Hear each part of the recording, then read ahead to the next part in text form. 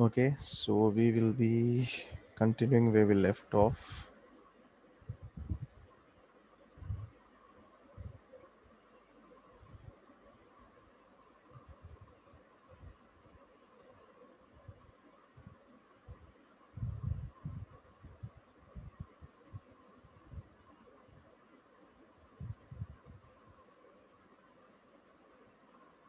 Just getting the VM up.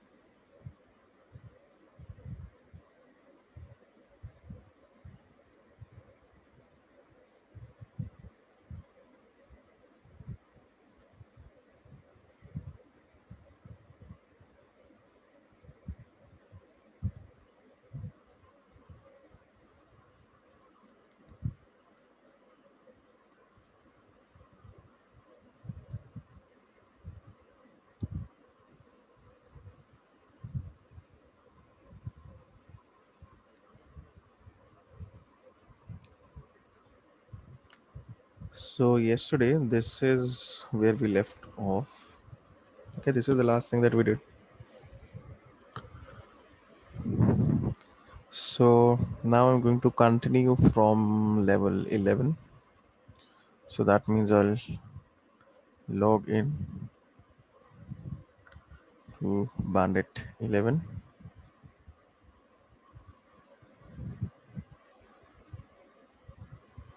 on port.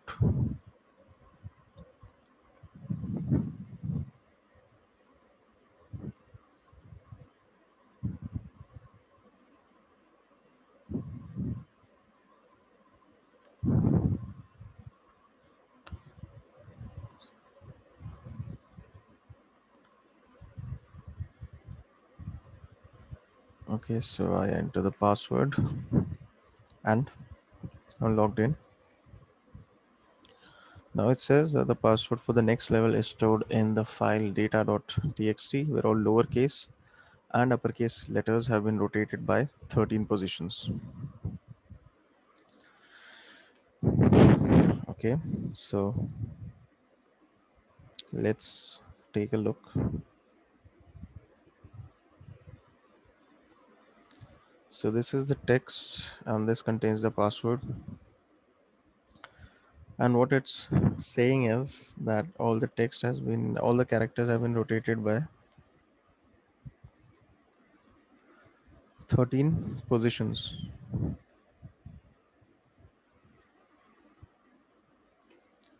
So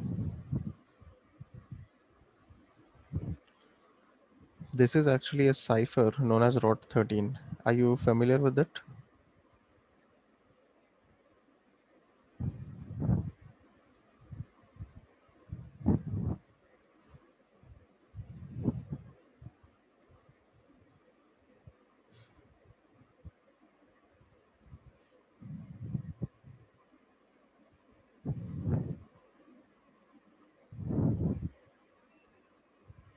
No.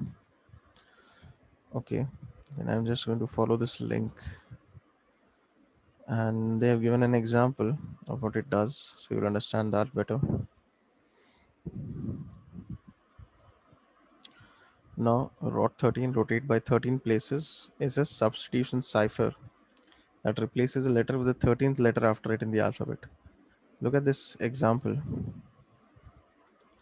Okay, so this is your set of characters, let's say, and if you are rotating a character by 13 positions, that means you're shifting a character by 13 positions.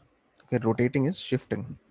So if I want to write A and I'm applying rot 13, so instead of A, it becomes N, because A plus 13, 13 characters after A. So N is the 13th character after A.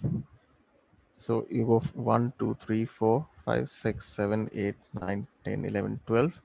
And then after M, you come to N, which is the 13th character after A. So A rotated by or shifted by 13 positions becomes N. B becomes O, C becomes P, and so on. M becomes Z. So after Z, you loop back to A. N becomes A, O becomes B, and so on. So basically, it's a cipher converting plain text to cipher text. It's actually a subtopic from encryption. So for example, if you want to write the text hello, since rot 13 is applied to it, so H becomes U, E becomes R, L becomes Y, and O becomes B. So every character is shifted forward by 13 positions. So that is what rot 13 is. Any questions here?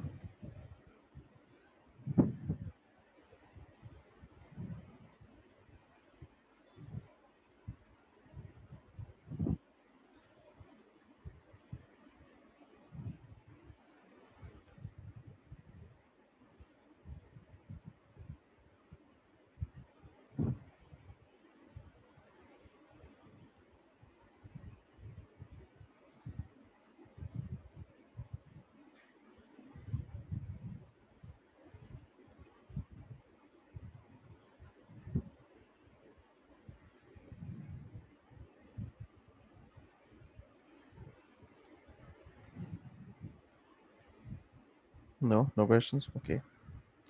So now it's telling you that this text, this is in rot 13. Okay, so I need to find out the original text. Okay, so in rot 13, you're shifting every character by 13 positions. Similarly, you can have rot 1, 2, 3, 4, 5, 14, 15, 16. You can have lots of these. So what is the maximum rotation that is possible?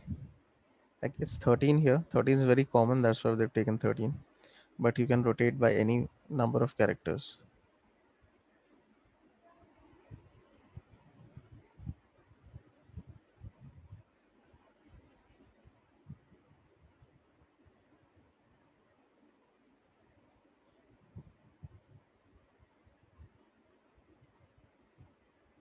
So what is the maximum amount of rotation possible?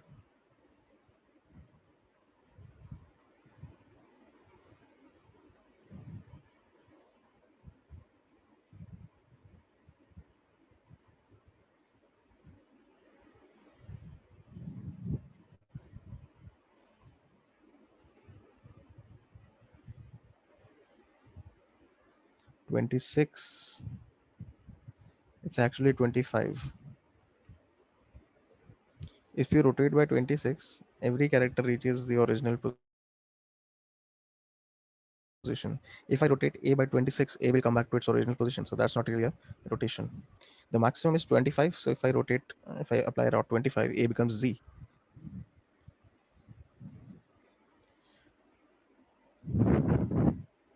So if you rotate by 26, every character comes back to the original position. So now if you're solving this kind of a problem, there is a website which is simply by the name of rot13.com, and you can type anything here and it's going to convert that to the rot 13, and you can also select whatever form of rotation you want to try. rot 1 to 25. So 25 is the maximum. But I cannot paste anything here and expect it to do the reverse. So how can I use this to solve the current level?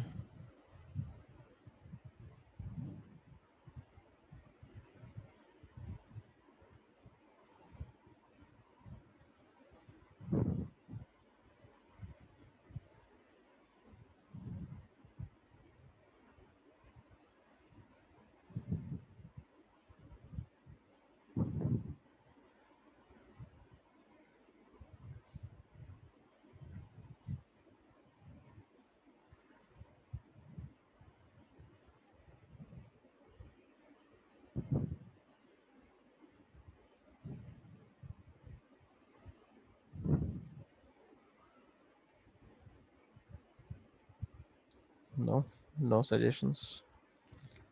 Okay,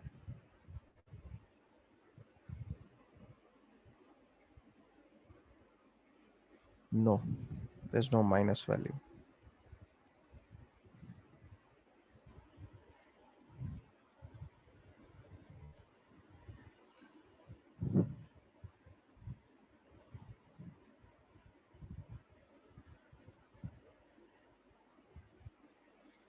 All right. See, keep in mind what I mentioned earlier, that if I rotate anything by 13 characters, it's going to, sorry, if I rotate anything by 26 characters, it's going to return to the original position. Okay, because of course there is no other option. You only have 26 characters. So that's how it works. So what I'm going to do now is I'll take this text, this entire thing, and I'll come back here. I'll paste it and I'll set this to rot 13. So I get the answer. Now, do you understand why this happened?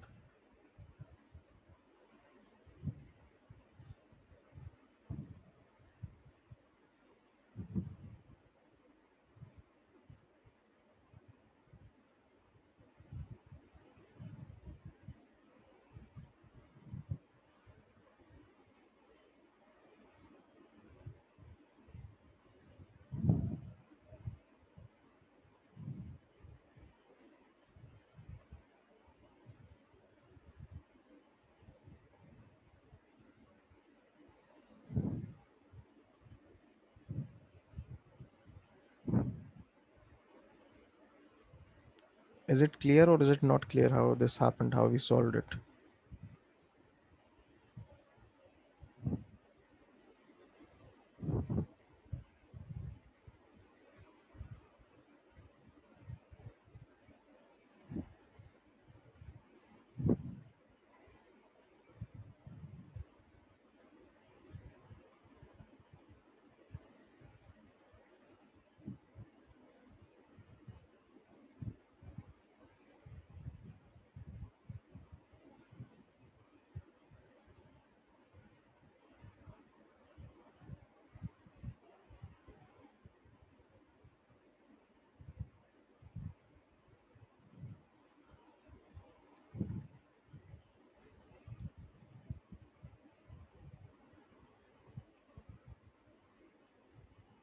No? Yes or no?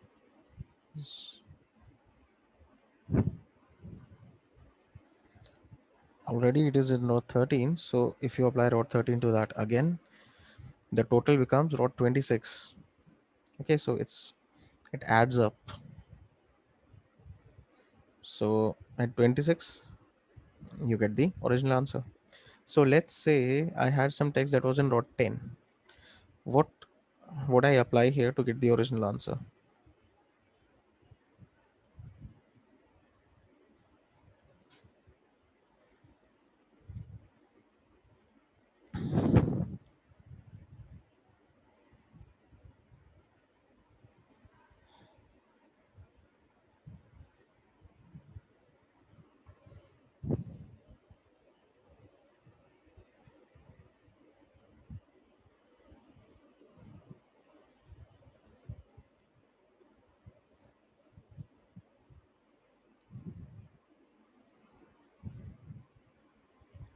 If you have rot 10, then you can apply rot 16 to it. 10 plus 16 becomes 26 and you'll get the correct answer.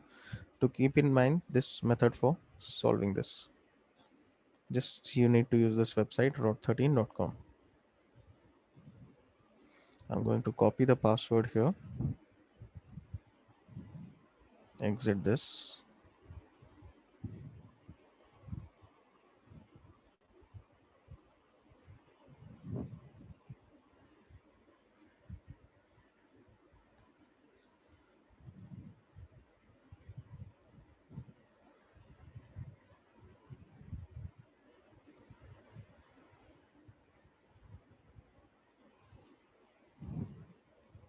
So enter the password and logged in. I'll close this now.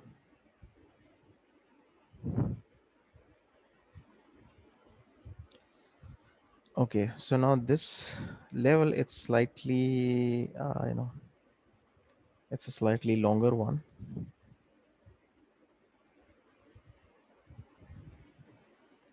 Let's take a look. I know this is going to, uh, take a lot of commands, and it's one of the levels which is going to take the longest time. All right, still it's not bad, but okay, let's just see what it is.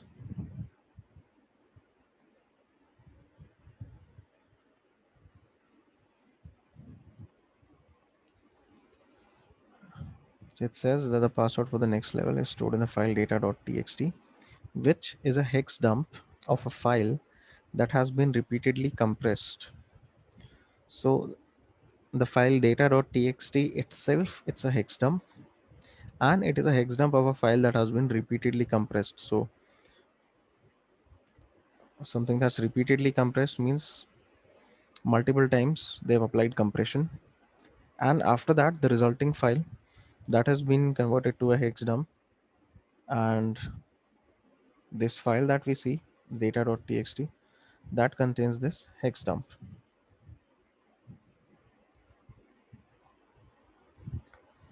And what we are supposed to do is we're supposed to solve this and get the original file back before it was compressed.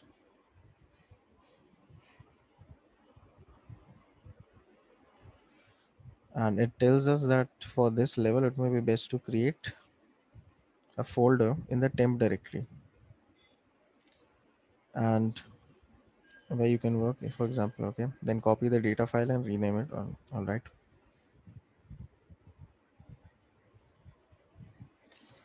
so this is what we need to do. First we need to take a look at the file, and it's data.txt. Now if I output this file, okay, this is what I get. So this is a hex dump. Hex dump is a hexadecimal not replacement, hexadecimal representation of any other kind of file. So this is the hexadecimal representation. On the right side, you have the actual data, the binary data from the file. Now there is a command called xxd.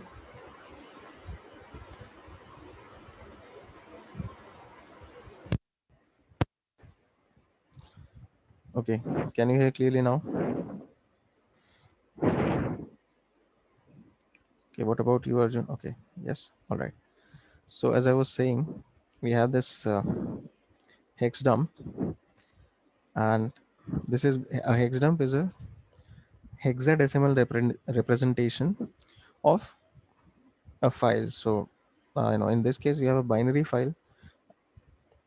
This is the actual data on the right hand side, I mean the last column, and on the left you have the hex dump, the hexadecimal representation.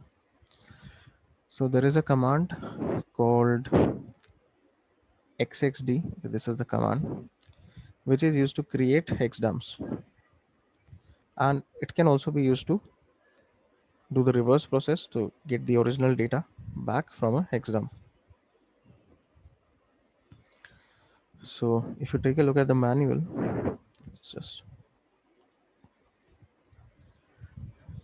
make a hex dump or do the reverse. And you have the hyphen R option to do the reverse operation, convert hex dump into binary. So that is what I'm going to do. Now in this current directory, if I see the permissions, now I'm bandit 12, I don't have any write permissions here, but I'll need to perform some operations on this file. So I'll just go to temp and create a directory, new dir. Okay, I'll just use this make temp hyphen d. So it's going to create a random directory in temp for us. I'm going to change to this directory.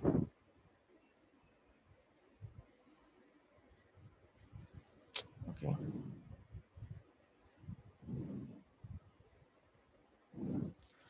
Now what I'll do is xxd hyphen r, and we need this file from home bandit 12, and the name of the file is data.txt, and I need to store this in a file called data. Okay, so let's see, we have the file known as data. If you just cat it out, it's going to be this is the binary file. So we have reversed the hex dump and we received the binary file. So we know that this is the file that has been compressed multiple times. So now how do we proceed here? What should our next step be?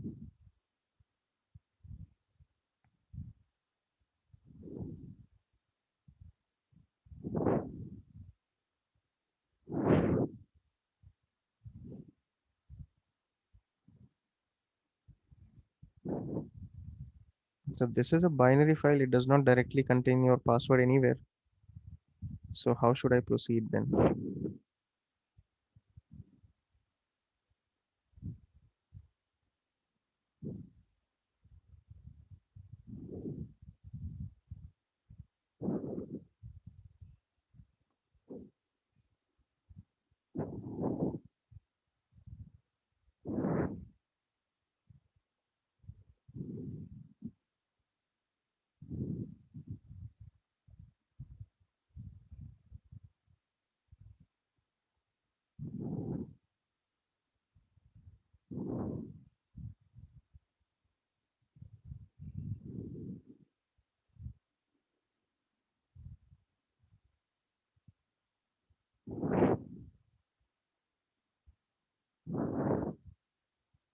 Any suggestions here?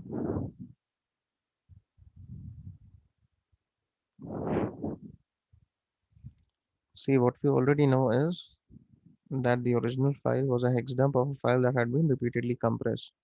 But now we have reversed the hex dump. Okay, so now we simply have a file that has been repeatedly compressed.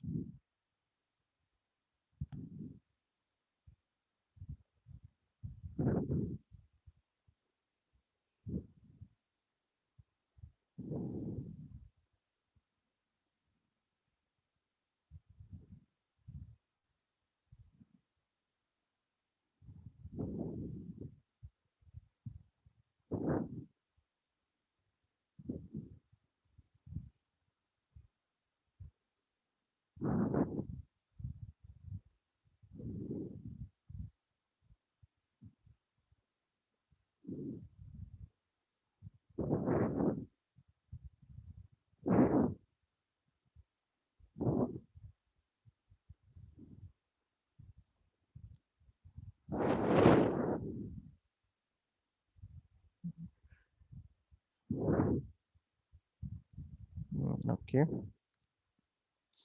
Okay, so I'll tell you what to do. So we already know that this is a file that has been repeatedly compressed. So that means if it is compressed repeatedly, we'll have to do the reverse process again repeatedly. So we'll have to extract it repeatedly multiple times. But you know that it is compressed. What we don't know is what format has been used for the compression. Okay, that is currently not known. So first you need to figure out what kind of file you have and what kind of compression has been applied to it.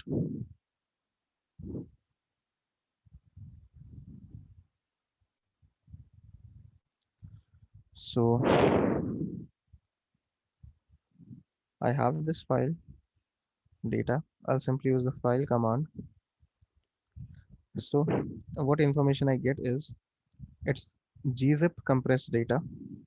So for gzip you have gunzip and gunzip data, but it says unknown suffix ignored because for gzip you need to name the file data.gz. Now if I repeat this command data.gz, so the extraction is done successfully. I again have a file called data, so let's see what kind of file it's now. Now it's bzip2 compressed data, so I'll need bunzip2 now, and then I'll use it on this file. Can't get its original name for data using data.out. That's not an issue, it's just saying it doesn't know what the original file name was. Now we have a file called data.out. Let's check it as well. So again, it's gzip data. So I'll rename this file to data.gz and again gunzip to extract it. Now it's a tar archive. So for tar command is tar-xf. There needs to be a space here. tar-xf followed by the file name. Let's check now. Now we have data5.bin. So first of all, I'm just removing the data file. Now I'm renaming data.5 to just data. And let's check what we have now. It's again a tar archive. So I'll use the same command again. Now we have data6.bin. Again, remove data file data6.bin. So it's bzip2 compressed data. Again, I'm going to use bunzip2.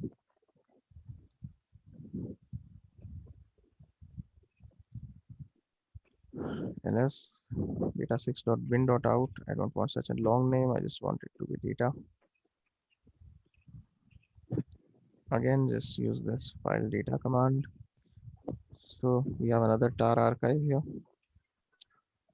And xf data. Now we have data8.bin.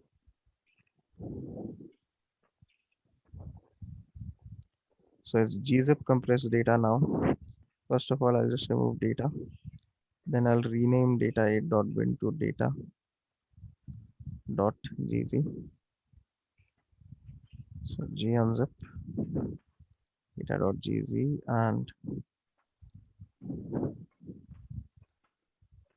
now it's ASCII text, so I can output it. So this is our password.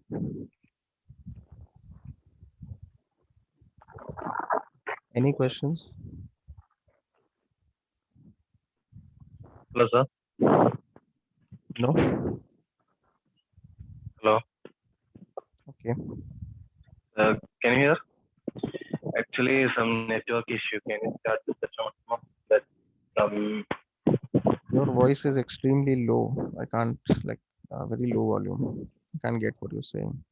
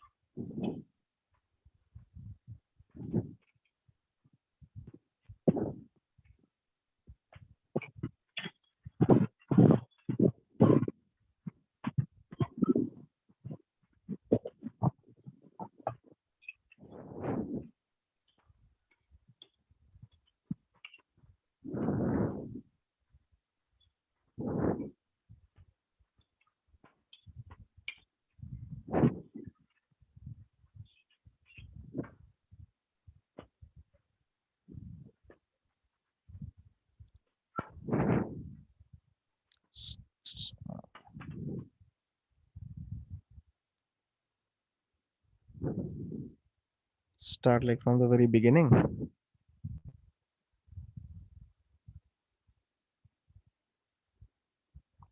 You want to close and start the meeting again.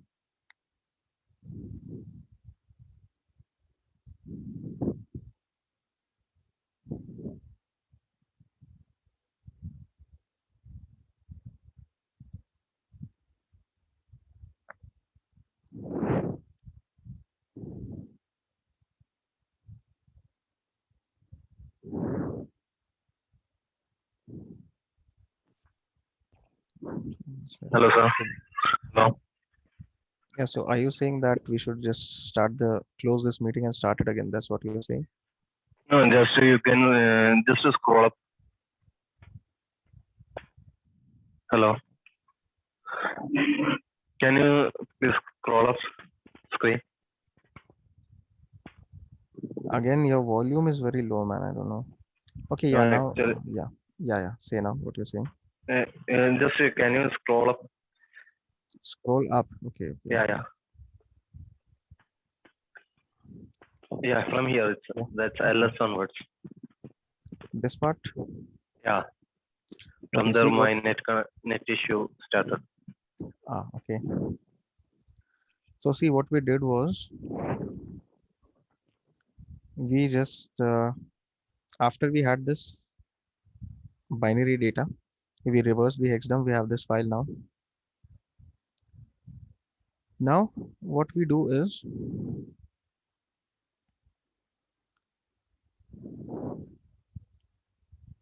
we know that it has been repeatedly compressed. All right, that data is that is that's what has been told to us. It has been repeatedly compressed.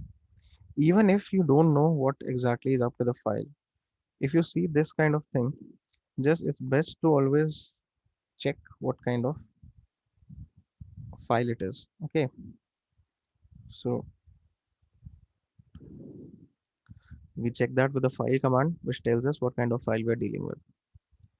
So it tells us it's a gzip compressed data. So there are different compression formats. Okay, so gzip is one of them. So it tells gzip compressed data. Now to unzip something that's compressed by gzip, you have the gunzip tool. So we use that, but it tells us that the unknown suffix, there's an unknown suffix, so it's ignored.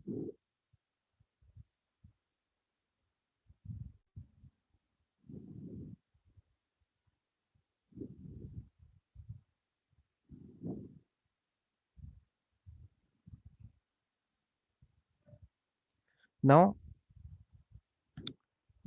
it's unknown suffix, that means it's expecting you to create to use this gunzip command on a file that has the proper suffix. So proper suffix would be this .gz for a gzip compressed file. So I rename the file data to data.gz. Now if I use it, it works fine. So now this file called data again I'm checking what kind of file this is.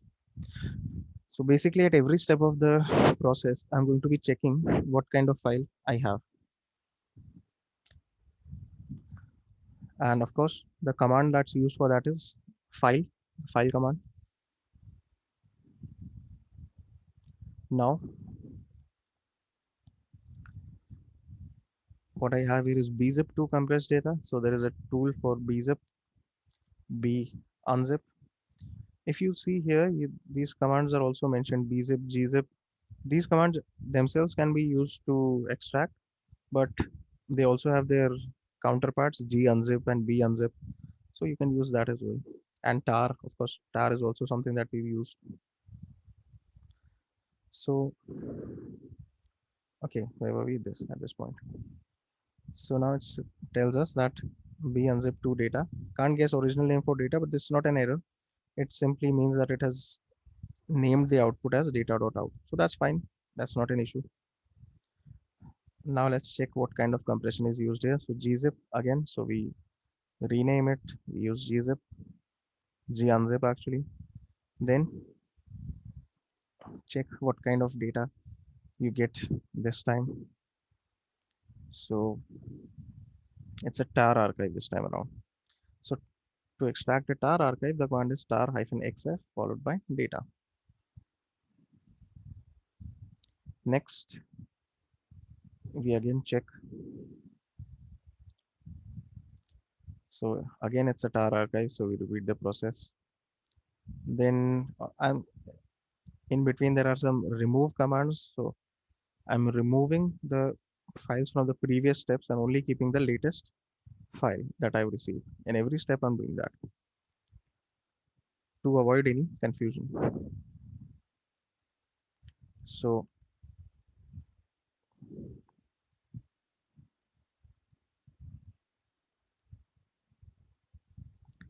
then what I'm doing is again doing this whole thing, checking what kind of file it is, extracting with bunzip. Then we have a tar archive, so we extract with tar again. Then we get a gzip archive, so we use gunzip. And finally, we get a file which is ASCII text. So for ASCII text, you can directly output it. ASCII text is a normal text file. Okay, so normal text file contains this data. So what we've done in this level is that after reversing the hex dump, we have also, like we have undone the entire multiple compression thing. So we have done multiple extractions and now we have the original file. So that is what we've done in this whole process. Any questions now?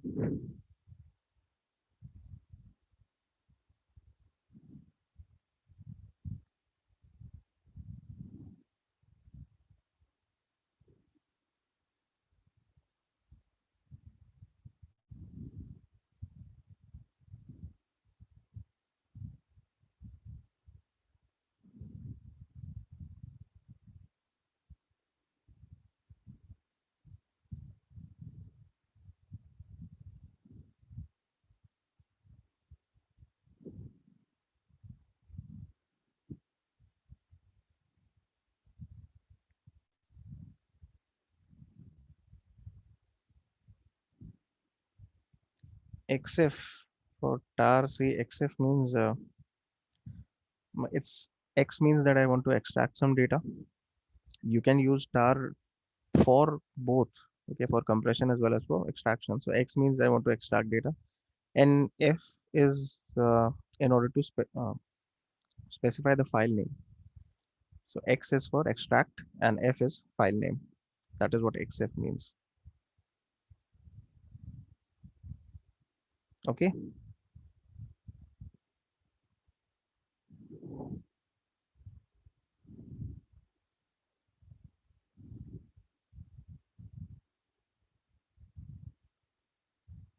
All right. So if you have any further questions from this level, feel free to ask. Otherwise, I shall move forward.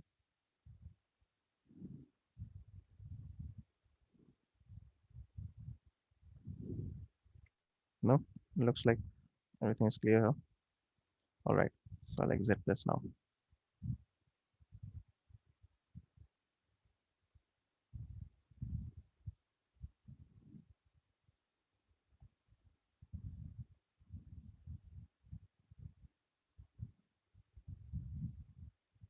So on to Bandit 13 now. Like I said, this level 12 is quite a long level, no? So it took quite a while to get it done. Okay. So the password for this is stored in etc bandit pass bandit 14. So they have this directory called bandit underscore pass within the etc directory. And they've stored all the level passwords here.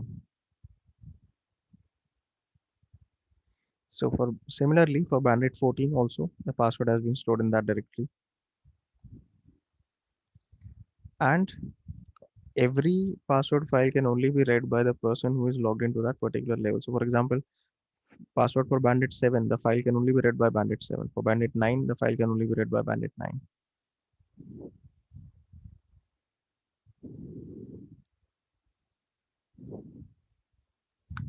So what it's telling here is that the file can only be read by user bandit 14. So of course, from bandit 13, I cannot directly read that file. But for this level, you don't get a password. You get a private SSH key that can be used to log into the next level.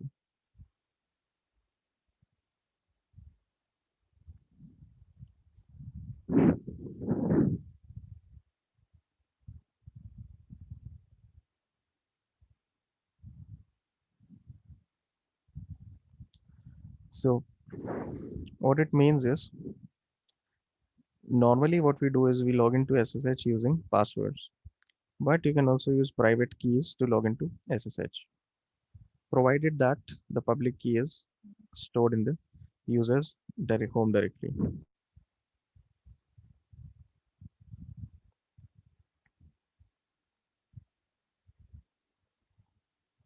Now let's check out what we have here. So we have this SSH key dot private, and it's a RSA private key. So how we use this is SSH. Now you can do one of two things here. You can either copy the contents of this file, create a key file on your own system and log into that, or SSH bandit 14 at the rate localhost. So I'm connecting to SSH without logging out. So I'm connecting from this system itself. That's why I'm using localhost instead of the whole bandit.labs thing, because I'm logged into that system itself currently. So I don't need to specify it. I can simply say localhost, and I don't need to specify the port either, but I need to give this file. So I use the -i option for that. SSH key dot private. Are you sure you want to continue? Yes. So now I've logged into bandit 14. Okay, so this is just another way of logging in using a private key file.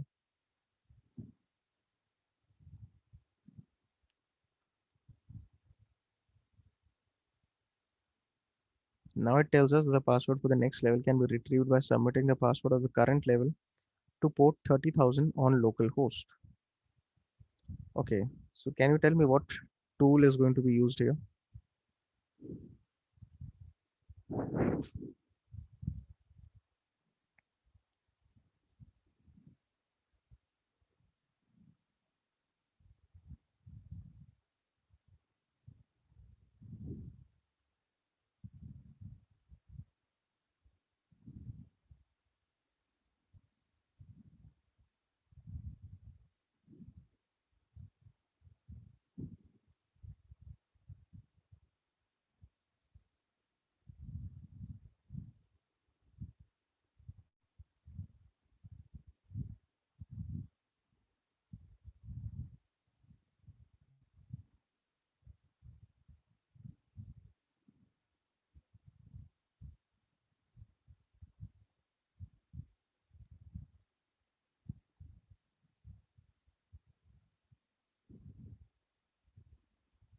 No, okay.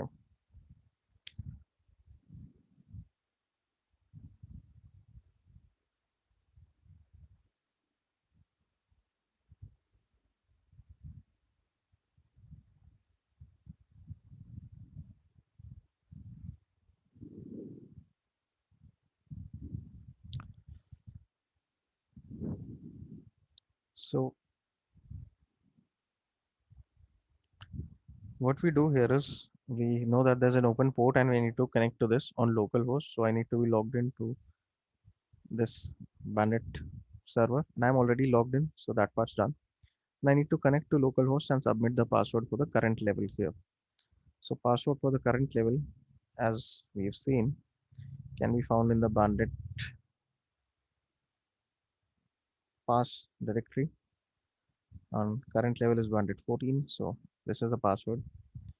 Now what I need to do is netcat and specify the host and IP. So host is localhost. Sorry, not a host and IP, host and port. So port is 30,000. So I'm connected now, and I copy this and send this password here, press enter. So I get the response correct, and this is the password for the next level. So just copy it. Now there is another way to do that is do this as well, wherein I don't even have to see this password. Can you tell me what that is?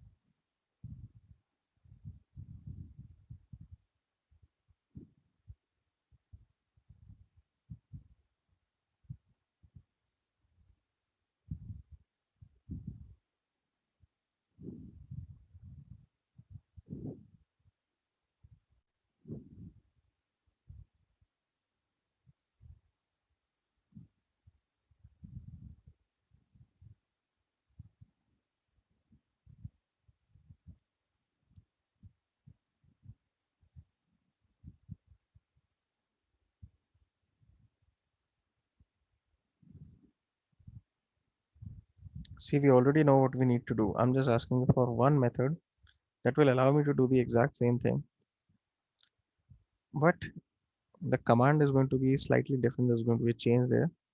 Plus, I won't have to copy this password at all. I won't even have to see this password. I don't need to even know what the password is.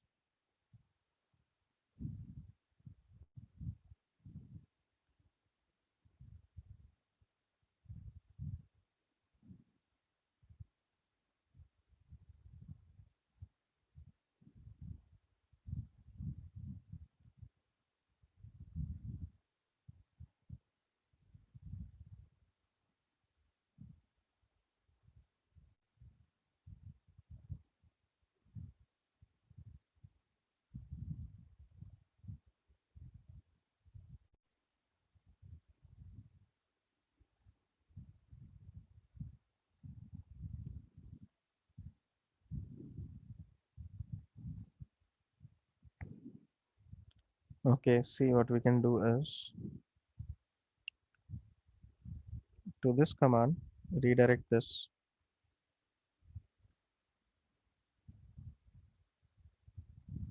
It's going to do the exact same thing, and you'll get the password from the other side from that port 30,000.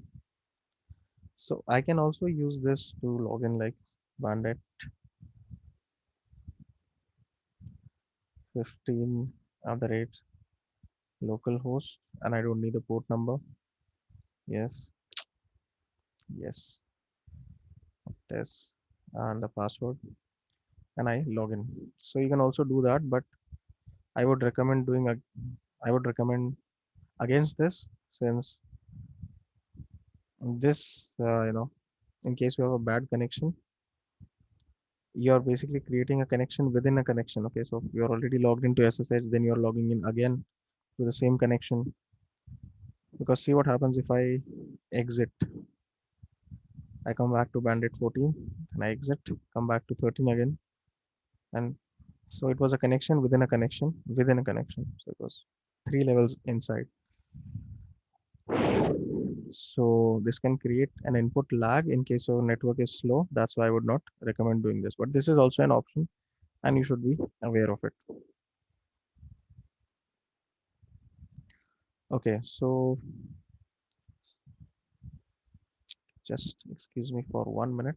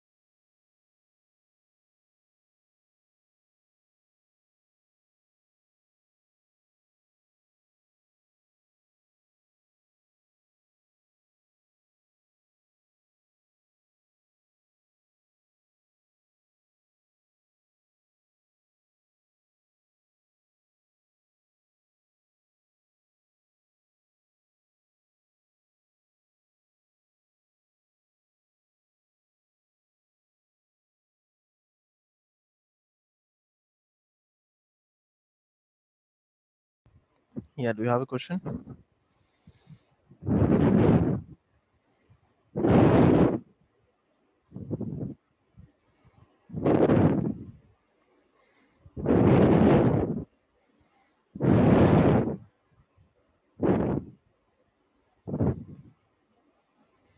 No, okay, let's continue.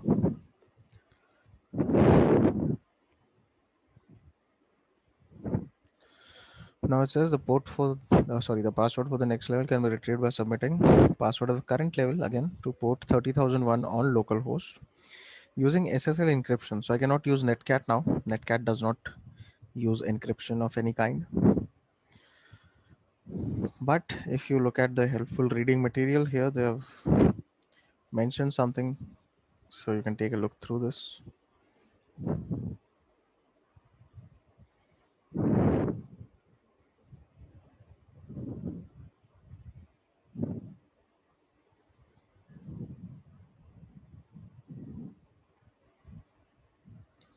So if I scroll down, there's a section on connecting and OpenSSL s underscore client connect and the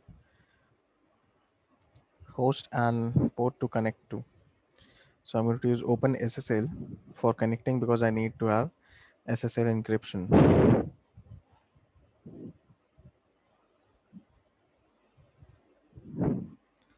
So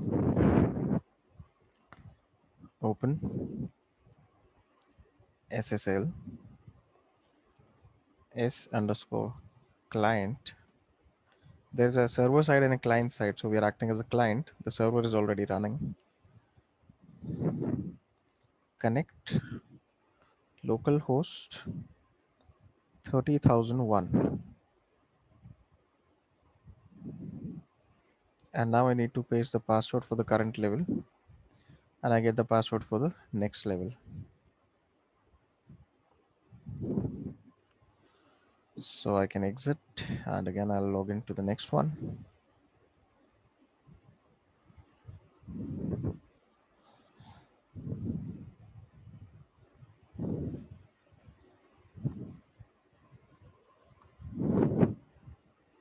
Logged in now.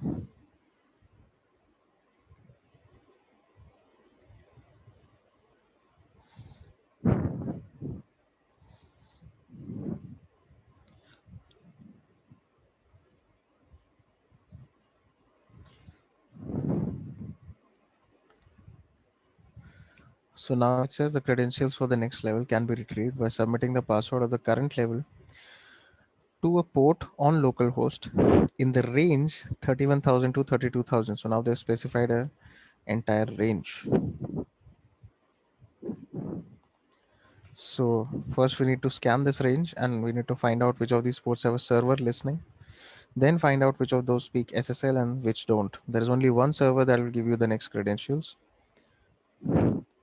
and the others will simply send back to you whatever you send to it.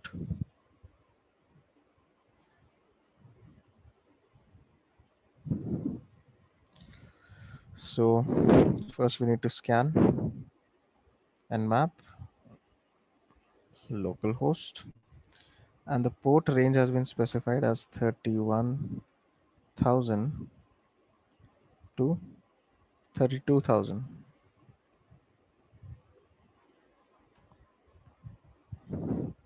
And let's do an SV so that we get a better idea of what kind of stuff is running on these servers.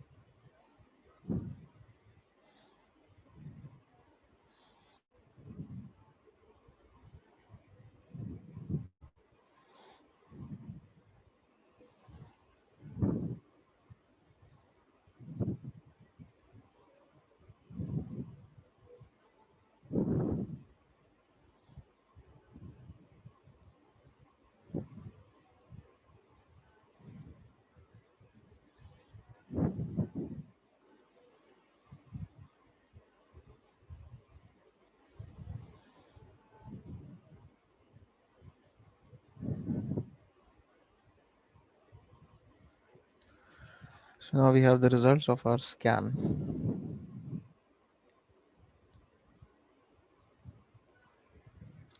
So we see these five open ports. One, two, three, four. Yeah, there's five. Out of these, three are simply echo. So those we can rule out. One is SSL echo and one is SSL unknown. So out of these two, one port is going to be our desired port. So can you tell me which one out of these is going to be the answer?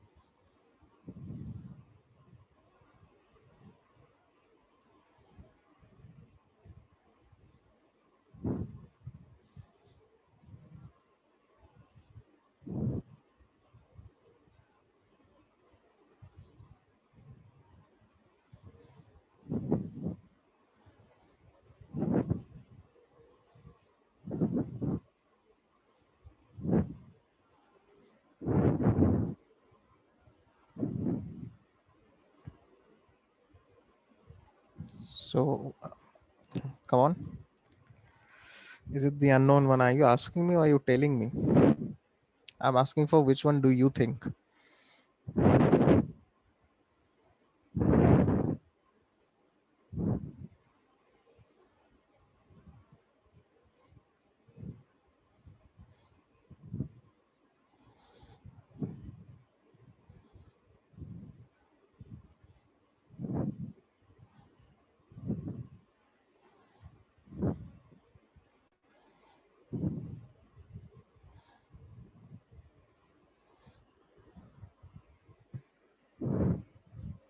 Take a look at the results completely, properly. Maybe if you see what is the result that we're receiving, like look at it properly, look at it, uh, don't leave anything out, look at the entire result.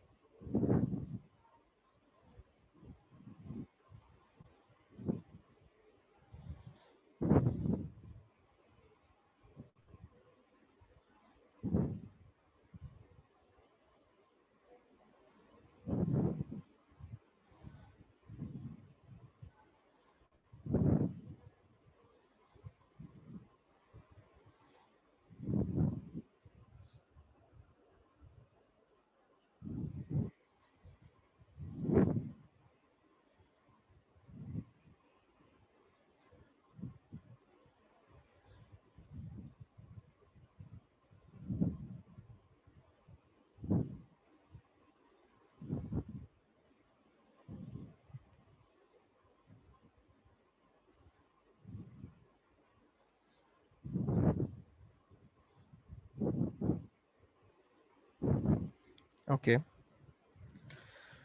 so we know that we are supposed to look for a port running SSL, right?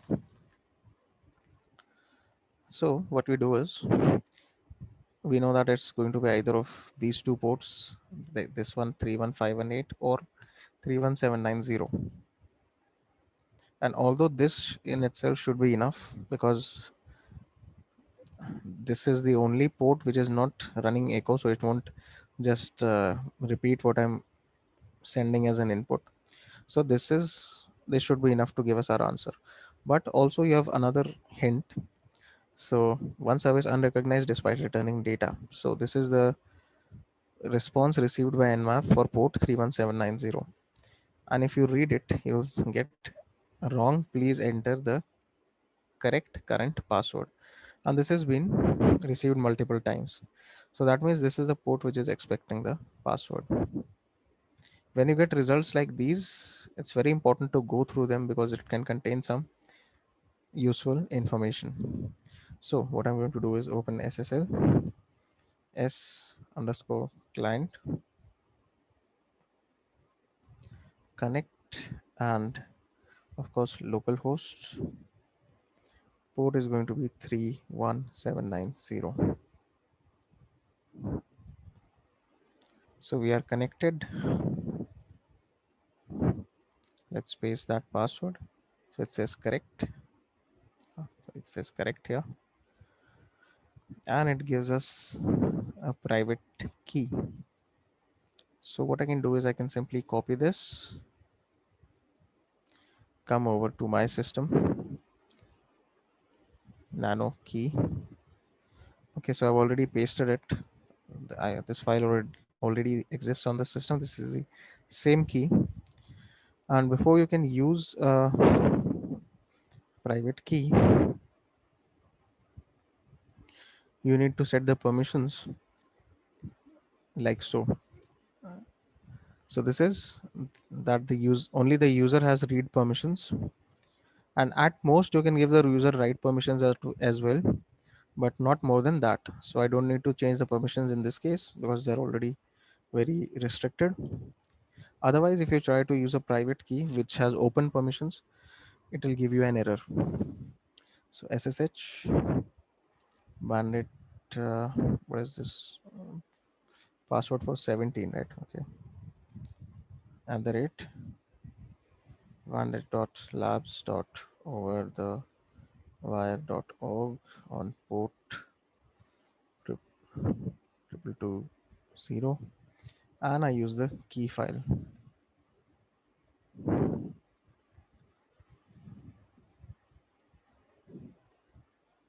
So I'm logged in now. Okay, any questions?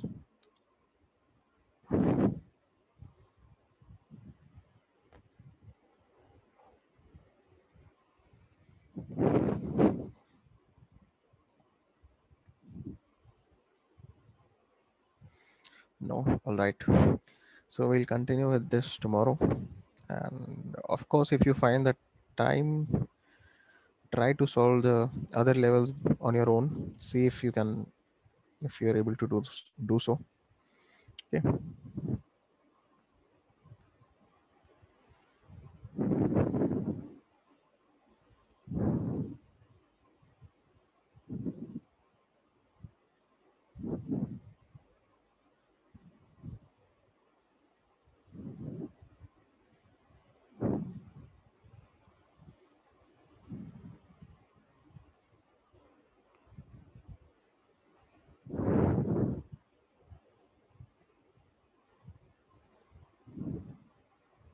Okay. So I'll see you tomorrow, and we'll continue this.